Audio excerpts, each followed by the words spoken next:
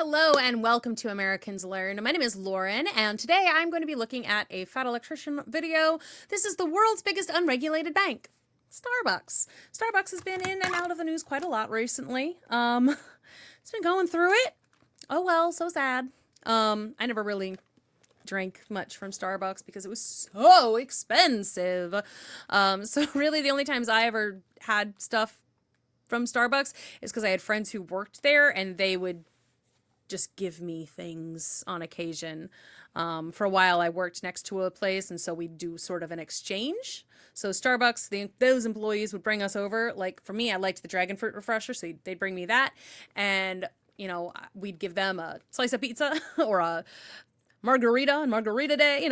Like $5 margarita, $3 slice of pizza, the same amount of money as a freaking $8 like venti Trenta whatever dragon fruit refresher. Insane. But anyway, that's what I mean. Like, it's too expensive. I can't go to Starbucks. And then,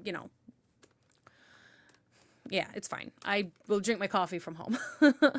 But yeah, so we're going to look about what does he mean by it's the world's biggest unregulated bank? I have no idea what he's talking about here. Very curious to find out. Let's go. I'm just going to be honest with you. When I started this video, I kind of just wanted to know how they made so much money selling overpriced coffee. I was not expecting them to secretly be an unregulated bank that was powerful enough to manipulate the real estate industry. But here we are.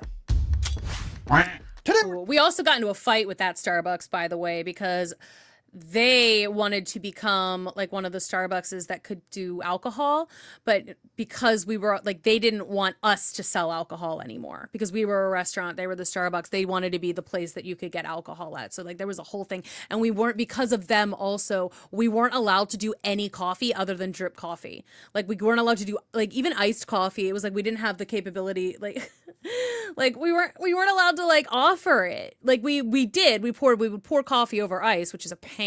But like there were so many things we weren't allowed to do because Starbucks was like, no, you can't do fancy coffee, you can't do this, you can't have cappuccinos with your desserts or whatever. Like it was crazy. It was really annoying because people would ask, can we have a cappuccino? It's like, no, we're literally not allowed to have an espresso machine because we share a wall with Starbucks. we're talking about Starbucks, the coffee shop that also manages $1.7 billion worth of other people's money, doesn't have to pay interest to them, and faces no banking regulation while they do it. Sorry, what? Delete me. You look nice. I thought we were gonna do Mr. and Mrs. Smith. Why aren't you dressed up? I forgot. The no deleted scenes for you. Wait, what does that mean? Wait, what does that mean? This video is brought to you by Delete Me. Super straightforward business. You give them money, they make sure the data brokers aren't selling your personal information on the internet. So if you don't know, pretty much anytime that you use social media or any other free thing on the internet, that company is probably making money by harvesting your personal information, selling that to data brokers, and then data brokers sell it to whoever. Next thing you know, you're getting weird emails and robocalls, but luckily these data brokers have to delete your information if you fill out the appropriate request, and Delete Me will do that automatically for you, and then they will keep scanning all the data brokers and filling out requests as needed to make sure that your private information is not being sold on the internet. So if you want to go check them out, I'm going to have them linked in the description down below, and then they're also always linked over on my website, thefatelectrician.com. Let's get back to the video. Go and check them out. 1971, three friends open up a coffee store, not a coffee shop, a coffee store. They're not brewing coffee in-house and letting people leave with drinks. They don't have an atmosphere where people can come in and feel welcomed and drink coffee. No, they have a store that sells coffee beans, coffee, and then coffee making equipment like espresso machines, coffee bean grinders, and coffee pots. And while that sounds like a recipe for failure today, it was actually a huge hit at the time because it really doesn't. I mean, like, we've got like the Chicago Coffee and Tea Exchange that like does that exact thing. Like we had one, the Baltimore Coffee and Tea Exchange when I lived there. That place did a good business. I feel like it's a fine business model. It's totally fine. It works. At this point in time in America, the 1970s, there was no good coffee. There was just like the shit you can get in a can at a grocery store, go home and make yourself. It wasn't good coffee. Americans didn't have a coffee culture per se. It was literally just people drinking coffee to get caffeine, not because they liked coffee. So when the Starbucks guys came out and they started selling actual fresh roasted whole bean coffee, and then you could buy all the equipment to make it yourself himself at home, it was pretty popular. Then one Fair. day, because Starbucks was selling so many coffee pots and espresso machines and coffee bean grinders, the local salesman in charge started to take notice of like, hey, this one little tiny coffee store is selling more coffee making equipment than all the major department stores in the area combined. I need to go figure out what's going on here. And that guy's name was Howard Schultz, the future owner, CEO, and kind of the mastermind behind the entire thing, because he shows up, sees what the Starbucks guys are doing, he falls in love with it. He thinks it's a brilliant idea, and he basically begged them to be involved. So I did not realize that. he becomes the business manager of sorts, and over the course of the next decade, they end up opening 3 more of these coffee stores inside the city of Seattle. Then in the mid-1980s, Howard Schultz ends up going to Italy on vacation, and he goes into an actual Italian coffee shop, which is something that'll we've change never things up. experienced before, because they don't have coffee shops like that in America at this point in time. He walks in the door, you can smell freshly ground coffee, there's baristas doing all their fancy kung fu moves, and shit. There's an entire culture, there's people, you know. I feel like you could use some of the barista moves as a kung fu move. It's like you grab and twist. Like that is a full-on move that you do all the time. Like you could do some damage with that with both your fist to pull and also your elbow when you pull. just saying. Reading newspapers, talking, and it hits him. This is literally just a bar, but you get to go to this one before work instead of going after work, right? Because all a bar is selling atmosphere. You can buy all the alcohol way cheaper at the grocery store, but then you have to drink it at home by yourself. So you're willing to pay 5 times as much to go have that same beer at a bar to enjoy the atmosphere and That's fair. company. Yep. And that's exactly what this coffee shop is doing. And it makes you feel like you're not drinking alone, which like can feel uncomfortable. So you go to a bar and it's like, I'm gonna drink this with other people. Even if I'm still alone, there are other people here. But they're doing it with coffee. And Howard realizes he's already the wholesaler for really good coffee. So if he opens up his own coffee shop, it would be like Anheuser-Busch opening up their own bar. He's no longer getting the product at wholesale price. He's getting the product at manufacturing price. He's going to make a killing. So he goes back. So question. Did the coffee at Starbucks used to be better? Or did the standards of coffee get higher and Starbucks never did anything with it? I've never really liked Starbucks coffee in general. I was always like a Dunkin' Donuts girly. Like, I don't know. It's not good. It's always burnt. It's terrible. I've never had good Starbucks coffee. Like, ever. So either people were just like, they just really didn't have any good coffee at all back in the day when it started, or the standards at Starbucks have gone to sell this idea to the other Starbucks guys. They're not having it. This isn't broke. We're not going to fix it. Just keep doing what we're doing. So Howard Schultz is like, fine, I'm going to step away from Starbucks. I'm going to go open up my own coffee shop and do my own thing. This happened in 1985. By 1987, the original 3 Starbucks owners are having some financial troubles with the company. They just want to sell it and move on to a different business venture. Hello. So they offer it up first to their friend Howard, who's been busy running his own coffee shop for the past couple of years. They want $3.8 million for the company of Starbucks, and they're going to give him 60 days to get it, where he doesn't have to compete with a bunch of other buyers. So Howard Schultz now has a 60-day grace period to come up with $3.8 million. That's a lot. 1980s, so that's way more money than it is today. And he sounds like a crazy person, right? He's going into banks being like, hey, I've got this business idea. I'm going to open up a coffee shop. Think of it as like a bar, but instead of selling beer at night, I'm going to sell coffee in the morning, and people are going to come and pay $4 for a cup of coffee. Here's the kicker. We're not going to sell coffee in sizes like small, medium, and large, like literally everything else on the planet. We're just going to come up with some made up Dr. Seuss words like tall, grande, venti, trenta, whatever other random fucking bullshit words I want to make up. And it's going to be a huge hit. You should definitely give me millions and millions of dollars. No. No. Carl. You say no to life, and therefore you're not living. You don't have a girlfriend. You don't have anything close to a girlfriend. Am I right, Carl? So to everybody... Was that from Yes Man? That feels like it was from the movie Yes Man. I read that book like 4 times, not gonna lie. I only saw the movie once. Surprised the bank isn't really interested in that idea, so he starts going to venture capitalists, and finally he gets referred to a venture capitalist by the name of Bill Gates Sr., aka Bill Gates' dad, that agrees to give him the money so that he can buy Starbucks. Dang, Now, is that okay. super relevant to the story? No, not really. It's But I know that interesting. by bringing him up, there's now going to be 1,000 conspiracy theories in the comments down below, and I wanted to read them, so you could probably check those out too. Anyways.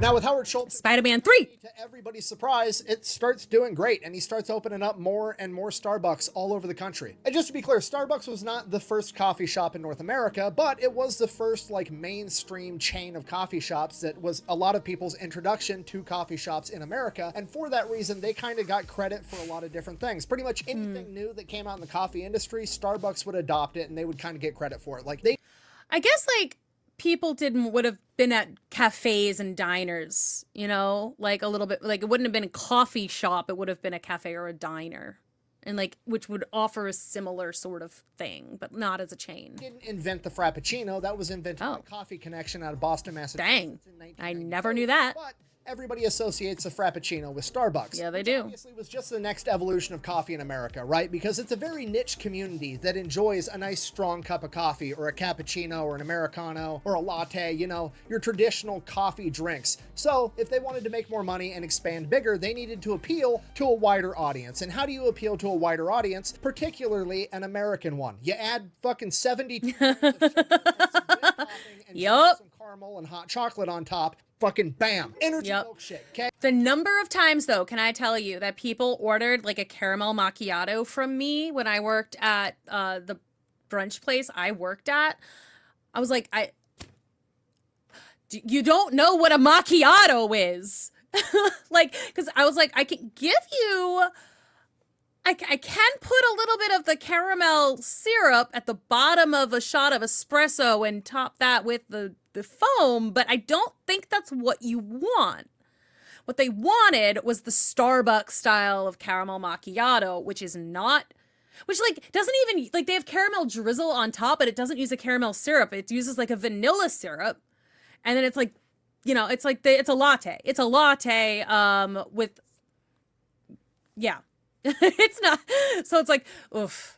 Let me tell you, when I say that Starbucks has like ruined coffee for literally everybody, they think they can order all sorts of crazy shit that doesn't exist.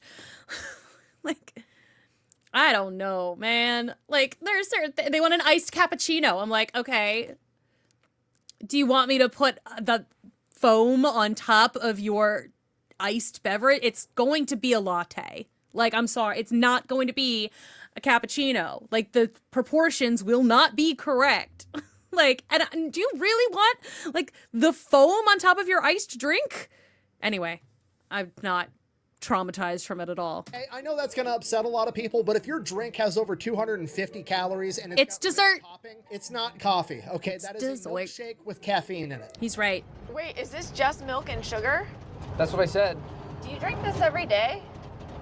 Every morning. So now they're no longer just targeting coffee snobs, they're targeting kids, teenagers, and most importantly, middle-aged, middle-class housewives that have enough expendable income to afford $12 energy drink milkshakes every single day. So now they're literally just swimming in money, right? The Frappuccino is like a giant iceberg, Starbucks is a Titanic. As soon as those two things collided, there's just money everywhere. So now that they're making a ton of money, their business model is just rapid expansion, okay? Starbucks, you gotta keep this in mind, is not a franchise. All the Starbucks are owned by Starbucks. You can't buy your own Starbucks and be a franchisee. They're all the same company. So these guys are really just trying to expand everywhere, because in the early 1990s, the coffee craze is starting to hit all over the country, and they want to be the first coffee place that most people end up trying so they can get those loyal customers and they get all the business. And whether you like Starbucks or not, you got to admit they did a pretty good job. They did. Literally fucking everywhere all the time, because Starbucks is like the only business I've ever been in where I can be inside of a Starbucks, look out the window and see another Starbucks off in the distance. And this goes on for almost a decade. You can do it at some 7-Elevens too. They've also been pretty pervasive. Starbucks is just raking in the money, opening up new stores all over the place. And by 2000, Howard Schultz decides that he's going to step down as CEO and he's going to focus all of his efforts into expanding the company, having Starbucks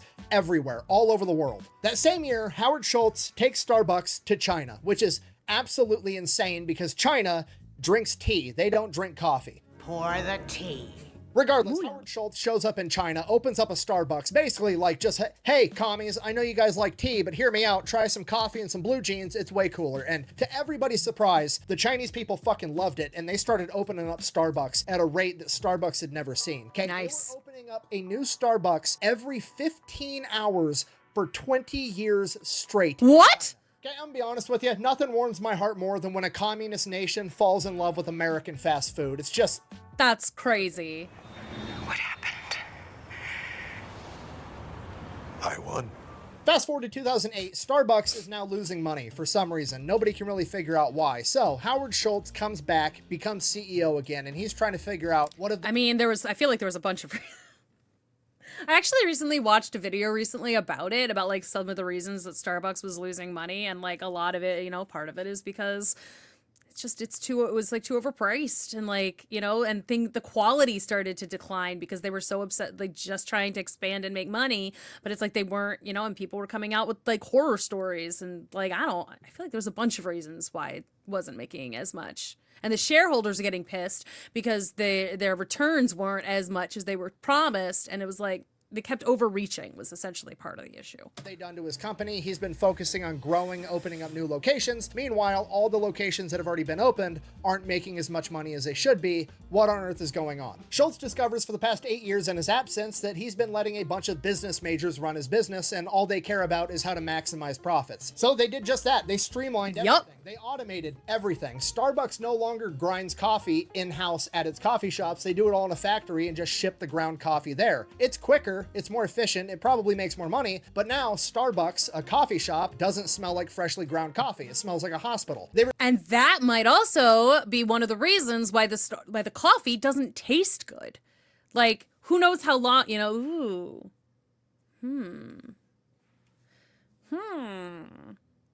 See, like at the coffee shop I worked at, we had a deal with a roastery, like that was close by. It's called Metropolis Brewing. If you are in Chicago and you want to try out Metropolis, it's got some pretty good blends. So it's like we would buy every week, we'd buy a bunch of bags of the beans, and like we ground so much coffee. And like we did it every day. You grind it until like you grind your coffee. You use the coffee you've ground. What we would often do is like if we still had like a carafe or two at the end of the night, we would put it in the fridge and then it becomes iced coffee for the next day. But like we ground coffee fresh all day long.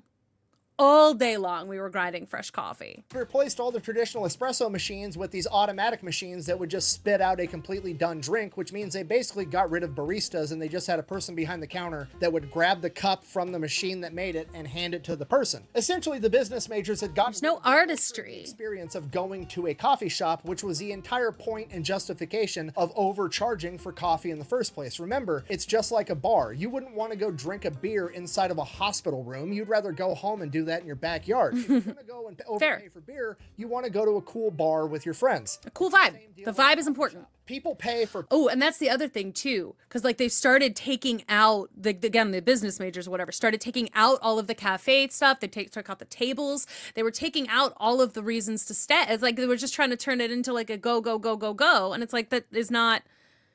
If I want to go through a drive-thru, I'll get McDonald's. Like, I'm not doing what? No. Products and people pay for experiences, and they got rid of half of that equation. Yes, they did. Making the entire and the product isn't tasty. Surrounded by idiots.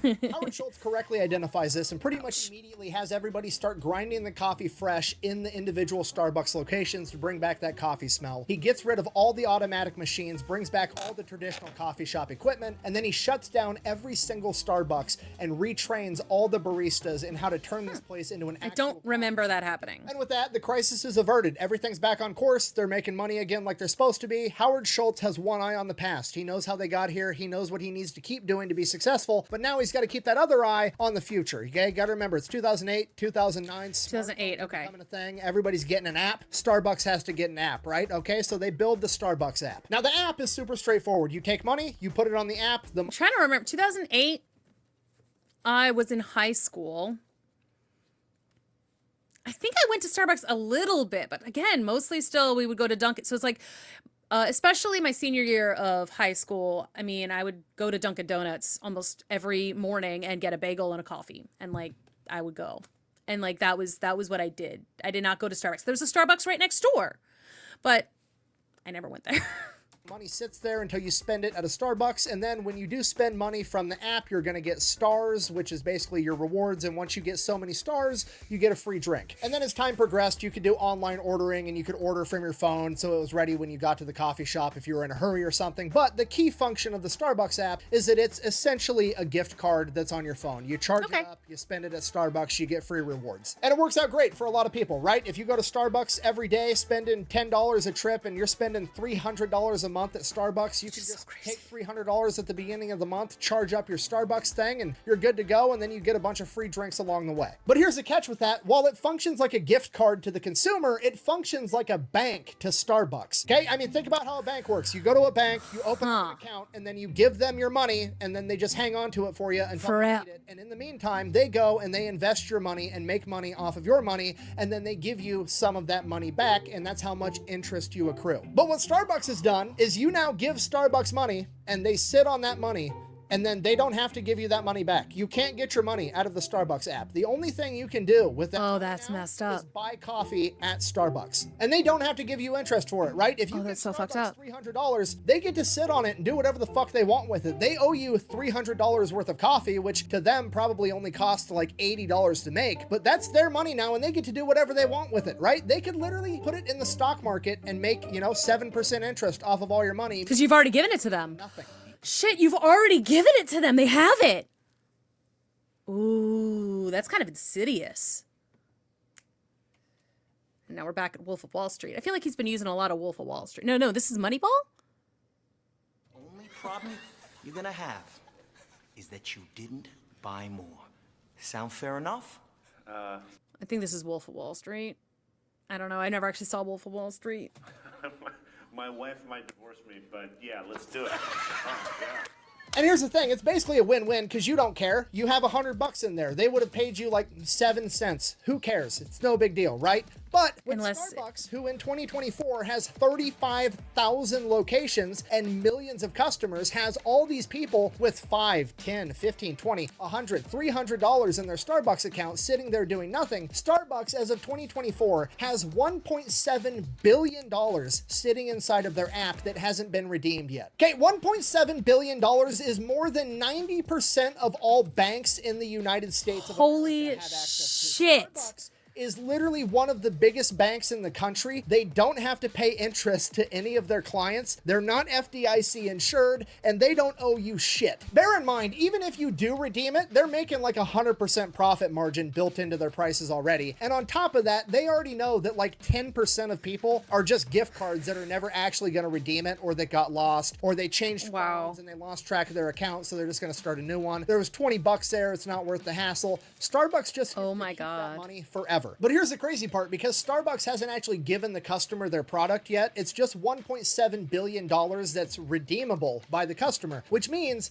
that that $1.7 billion that is sitting inside of a Starbucks bank account controlled 100% by Starbucks isn't income, it's not profit, it's not revenue, it's a liability, meaning it's not taxed at all. So Starbucks essentially has a $1.7 billion 0% interest untaxed loan that they can use to invest on whatever the fuck they want. They could do the most conservative investment on the planet. They could take all $1.7 billion and invest it in US government treasury bonds that pay 5% and still make $85 million a year for doing fucking nothing.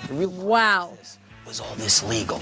Absolutely fucking. Okay, if you're not except maybe Starbucks has literally done what cryptocurrency has tried to do. They created their own currency, right? When you look at the US they dollar, really the did. US dollar is backed by the US government, which used to be backed by gold, but now it's just backed by the. It feels like they've done it legally though. Oh my god, that's so mad. Dang. Biggest military on the planet. America used to run on the gold standard. Now we just run on the lead standard. Regardless, that's what you're banking on when you put your money in US dollars. You're banking on the US government not failing. Starbucks, when you put money in their app, you're just banking on the fact that you're going to be able to go pretty much anywhere in the country or most places around the world and be able to redeem that magical internet coupon on your phone for some good coffee. Okay, the name Starbucks is starting to make a lot more sense.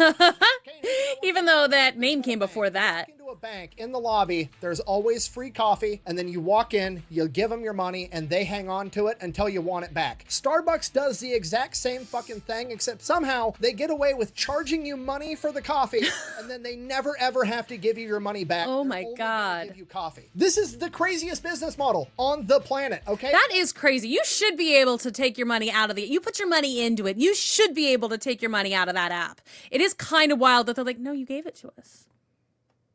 It's ours. No takey backsies. Like, Part is, there's no victims. Nobody's mad, okay? Everybody that gives Starbucks their money never expects their money back. They just want coffee, and that's exactly what they get. They're happy. Starbucks gets a $1.7 billion untaxed 0% interest loan, makes a ton of money. Everybody gets their coffee. It's the most incredible business model I've ever come across, ever. Okay, at this point, I feel like I've said pretty much nothing but good things about Starbucks, and I need to talk a little smack now so that things can be balanced. As all things should be. I don't even know where Like to start. their so we're coffee gonna start sucks? with the union thing. Unions are a very political topic. Democrats typically like them. Republicans typically hate them. I'm not getting into what should or shouldn't happen or who's right Fair. or who's wrong. All I'm going to say, the baristas have been trying to have a Starbucks union for like the past 10 years, and Starbucks has been fighting tooth and nail to prevent that from happening. And in 2002, to help Starbucks accomplish this, they hired a new manager in Global Intelligence for Retail Operations, which is probably the most menacing title. I very, could possibly very come up creepy. with. But what's more interesting is this person's background and who they worked for previously. Those being the Central Intelligence Agency and the Pinkerton Group. Whoa. Okay. Wild. Terrifying. I will say, like, vis-a-vis the Starbucks unions, I have known a lot of Starbucks baristas, and half of them were like pro-union and half of them were like anti-union. But like the reasons that a lot of the reasons that people really were afraid of, like of getting the union is because they had a lot of benefits already, and they were really worried that they were going to lose them. But the fact that they were being threatened by losing some of the benefits that they already had, like they're getting threatened to get rid of, like, well, if you have a union, you're not going to have medical insurance. If you have a union, you know, you're not going to be able to take time off. Like, that's threatening. Like, it's like that should not have been the issue. Like, and the fact that they were worried about losing those benefits, and that's the reason they didn't want the union, I'm like, okay, well, that's a little sus to me, but. Pinkerton Detective Agency, seconded to the United States government. Nice to finally meet. Okay, just so we're all on the same page. First of all, CIA, right out of the gate, overkill immediately. Little bit, yeah. Add the Pinkerton Group on top of it, and this is fucking insane. Extra cray. You don't know, the Pinkertons are literally the fucking bad guys from Red Dead Redemption 2, okay? They've been banned from doing federal work for the government since like 1893. Forever.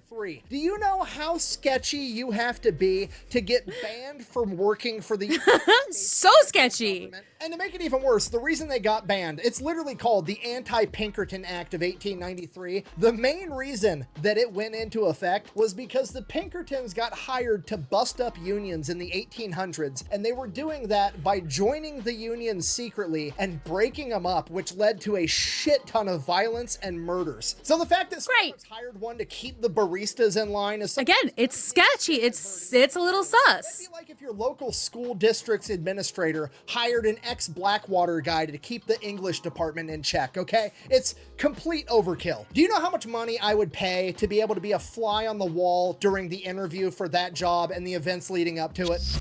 Okay, now on to the new CEOs. Howard Schultz retired in 2002, and Starbucks has been struggling ever since because immediately upon entering the job position as CEO, his successor had a brilliant idea. What if we quit focusing on being a coffee shop and we divert all of our efforts and attention to being better at being a drive-through coffee service? Which, to be fair, if you don't think about it, this is absolutely brilliant, right? Because Starbucks has never made this exact mistake before between 2000 and 2008. And even if they did, who cares? Because the only thing better than making a mistake is making the same exact mistake twice. You actually this stupid. So obviously that CEO didn't last very long. He was employed for a total of 17 months before he was forced to step down by the board, and Starbucks just hired their new CEO, the former CEO of Chipotle, and apparently this guy, Oh yeah. I think under his I've command, heard of him. Chipotle's stock price rose 700%. So that's great, but here's the problem. This guy lives in California, and he didn't want to move all the way up to Seattle because he enjoys the sun and the beaches, and he didn't want to move where it's gloomy and always raining. But Starbucks really wanted to hire this guy, so what they came up with was he can super commute to Starbucks headquarters 3 times a week. And when I say Which is crazy, which is, he's gonna get to take the Starbucks private jet from California to Seattle. and yet, if you don't turn off your personal light when you frickin' leave the room, you're the problem when it comes to, oh my God, that drives me crazy. All these millionaires and billionaires with their actual carbon footprints, and they're blaming us, or like, so sorry, that grinds my gears. It's like, oh, only you can stop climate. No, I can't do jack shit to stop climate change. What y'all can do is stop getting in your private jet every 5 seconds to go, to go down the street. Like, oh my God. Anyway. 1,000 miles round trip 3 times a week. The man's literally the Taylor Swift of CEOs, okay? And Yeah, honestly, she does it for him, too. It's kind of fucking gangster that he got offered a job for $1.3 million. I hate it. I hate it so much. $10 million sign-on bonus and a bunch of stock options. Dude's making millions and millions of dollars a year, and he's still like, nah, I'm not taking the job. I don't want to move. And I hate it. Starbucks folds. I hate It's like, him. Fuck it. You can take the private jet. We'll pay for it to fly you to work 3 times a week. That's a gangster ass move. I kind of respect it. But on the I flip don't. side, I hate we've got it. the environment, climate change, which a lot of people care a whole lot about. And to be completely honest, I'm not really one of them. I mean, look at me.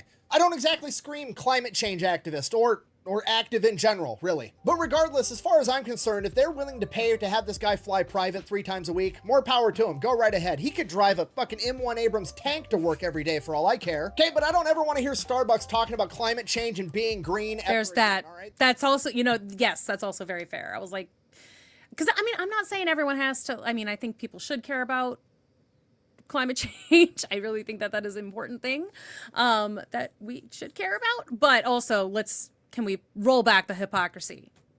Just have some self-awareness, Starbucks. This is the same company that tried to make the entire planet drink out of reusable cups with mushy-ass paper straws, and half their Yes, it is. website is dedicated to showing off how much they care about the environment, how many They don't. environmental impact studies they've done, and blah, blah, blah, blah, blah. What do the environmental impact studies say? Only poor people can put carbon into the atmosphere? Get the fuck out of here.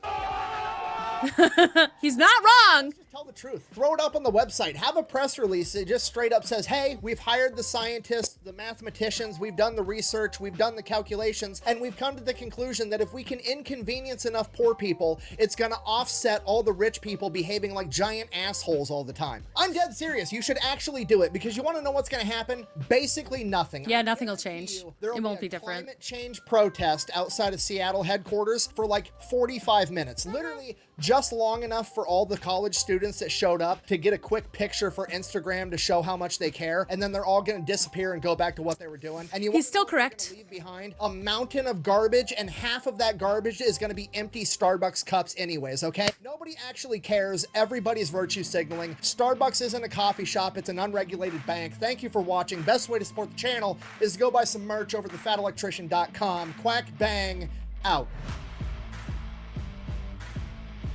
If Starbucks was actually smart, they would just hire the CIA and the Pinkertons to assassinate climate change, and then we wouldn't have this problem in the first place. Yeah, we're gonna kill we're killing nature already. We're gonna assassinate climate change. Anyway, thank you so much for joining me for that one. It was interesting. I had no idea about I recently watched a video about why Starbucks is in trouble or has been in trouble recently, and a lot of those same points were made. I just think for my corporations, I would like a little bit more transparency. Just don't stop pretending that you care. Because we know you don't. We know all you care about is making money. We know that. Anyway, thanks for watching. Thanks for helping me make money. Don't forget to like and subscribe if you haven't already. And I will see you all in the next video. Bye-bye.